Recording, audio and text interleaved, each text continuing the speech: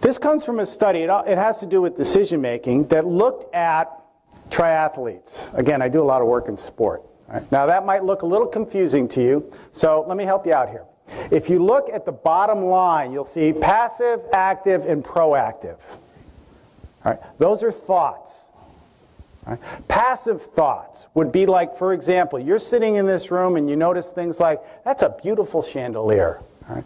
Or I notice Marcus looks really sharp with those suspenders and that tie. All right? That's a fairly passive thought because it really doesn't have anything to do with your purpose being here.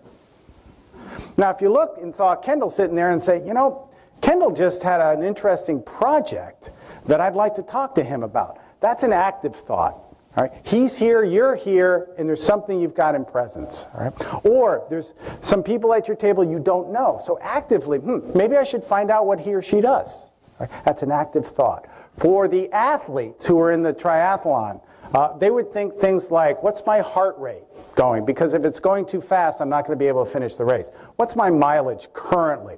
What's the weather like? Is it starting to get too hot? If it is, I've got to slow down a little bit. Or is it temperature going to stay cool? I can speed up a little bit. So they're always monitoring the current events that are going to impact the project. And you do that too, all the time. That's probably where you spend most of your day, is monitoring those things that are going to influence the project. Those are active thoughts. Now let's just start with those two. If you notice passive thoughts, over here we have front, middle, and back. That's the pack. Right? Think about a race. We have the front of the pack, we have the middle of the pack, and we have the back of the pack. In Georgia, we call the back of the pack the University of Florida.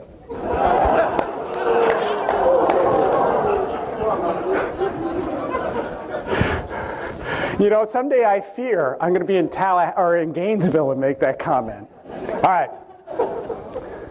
If you notice, this line here, the one that peaks the highest, almost no passive thoughts. When the people who are in the front of the pack are in the race, they're either on active thoughts, and I haven't gotten to the proactive thoughts, and I will. All right, they are either active thoughts or proactive thoughts. You look at the middle of the packers, they spend a little less than half their time, maybe about 35% of their time, on passive thoughts. Gee, it's a nice day. All right?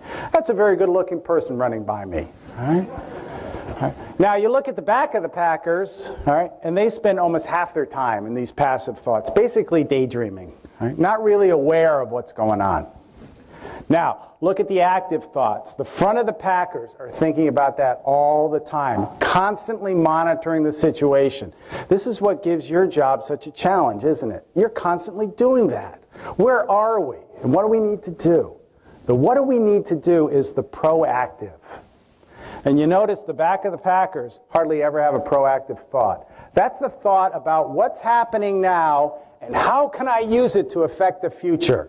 That's proactive.